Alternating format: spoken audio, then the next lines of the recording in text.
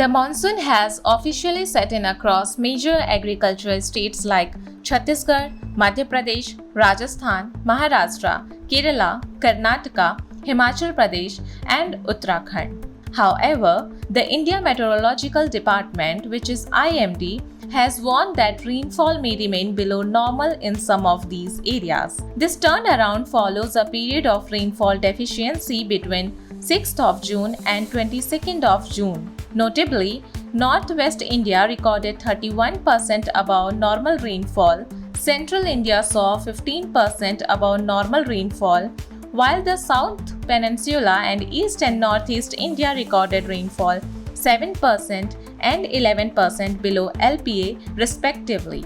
Out of 36 meteorological subdivisions, 26 have received normal or above normal rainfall, while the remaining 10 continue to face a rainfall deficit ranging from 20% to 59% below normal.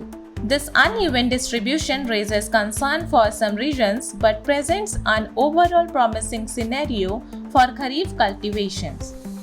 Encouraged by the rainfall recovery and adequate water storage, sowing of kharif crops has witnessed a significant year-on-year rise of 10.4%. As of now, 13.8 million hectares have been sown, up from 12.5 million hectares during the same period last year. This progress is noteworthy considering the normal kharif sowing areas is around 109.7 million hectares. Crops like rice have seen a massive 57.9% increasing in sowing, pulses are up by 42.4% and core cereals by 22.1%, highlighting a strong momentum in food grain productions.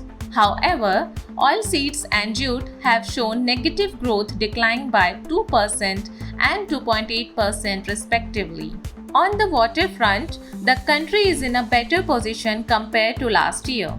The total live storage across 150 major reservoirs stood at 58.0 billion cubic meters as of 19th June, equivalent to 32% of full capacity, 154% higher than the same period last year.